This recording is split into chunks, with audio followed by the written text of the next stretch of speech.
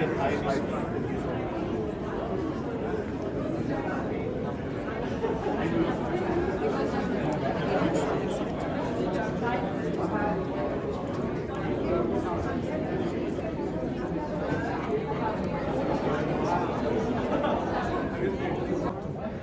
Chinese ambassador walked away. No. He just walked away. She's here. Where? Here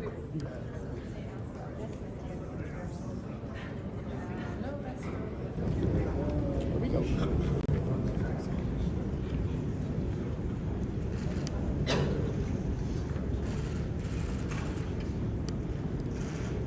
Good afternoon, everyone. Thank you so much for waiting so patiently.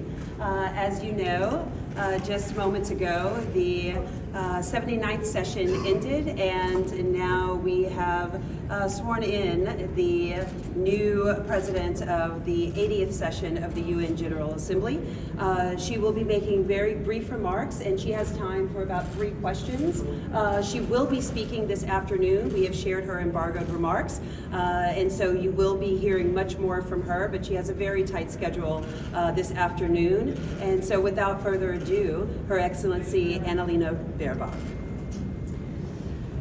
So greetings also from my side to everybody. Good to be here. I'm thankful and feel very honored of presiding over the UN General Assembly for the next year, the 80th session. Being sworn in on the original UN Charter reminds us what the world can achieve together. But looking from Gaza to Ukraine and to Sudan, Haiti reminds us as well how many times we have failed to deliver on its promises on peace and security, human rights and justice, and sustainability. We currently stand at a crossroad. The UN is under pressure financially and politically.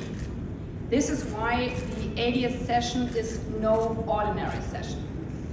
Our job, 80 years after the UN's creation, back then also in a world with divide, is to keep our United Nations alive, to strengthen it, and to make the UN fit for the 21st century. Our job in this 80th session is to show 8 billion people why this organization still matters. Will that be easy? Definitely not. But I'm convinced we need the United Nations more than ever. Despite all the challenges, in no way would we be better off without the UN. In the upcoming months, I look forward to working together with all member states in this endeavor to strengthen our United Nations, to strengthen our UN Charter, to make a tangible difference in the lives of the people we serve.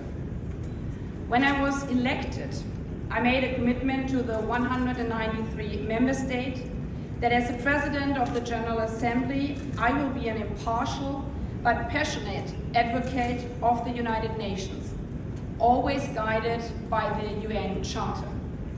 In the spirit of this, the theme of the 80th session is "We are better together."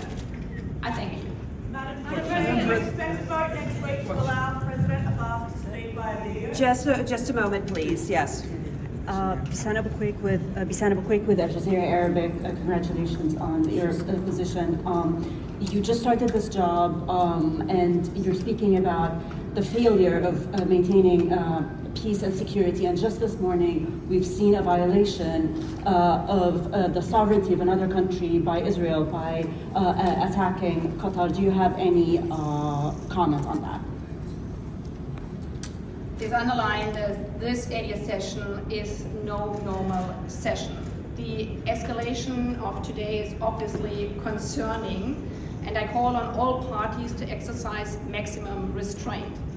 As required by our UN Charter, the sovereignty and territorial integrity of all member states must be respected and not violated by any member states. We do not need more tension in the region, but intensified diplomatic efforts towards an immediate and permanent ceasefire, an improvement of the humanitarian situations for the civilians in Gaza by the Israeli government, and the release of all hostages held by Hamas. Okay, do we have a question here? Thank you. Yes, sir, you have the floor. Thank you. Abdelhamid Sayam from the Arabic daily Al-Quds Al-Arabi. Madam President, do you distance yourself from the statement you gave when you were Foreign Minister of Germany, when you condone Israel attacking civilian properties, civilian hospitals, civilian schools? Do you distance yourself from that statement? Thank you. Well, first of all, I would like to ask you, also note here that you cite correctly. There's no quotation at all from myself, not in my former part, not today. Today, I'm speaking as the President of the UN General Assembly and representing 193 member states, but again, this quote is not a quote I ever gave. Madam PGR, Can I have Reuters, please? do you expect a vote next week in the General Assembly to allow the Palestinian president to address the General Assembly the following week by video? This UN institution we are supposed to celebrate this year for its 80th anniversary was provided for being a place where nations from all the world can meet and work to collectively, not least to address the world's most pressing problems. And according to the headquarters agreement, the host country should grant access to all delegations as per standard practice over the past 8 decades to participate in the UN General Assembly and also the high-level week. Okay. Thank you all so much. I'm so sorry the PGA's schedule, she has to move on now, but there will be many opportunities to engage with her, and she very much looks forward to engaging with you all. Thank you so much.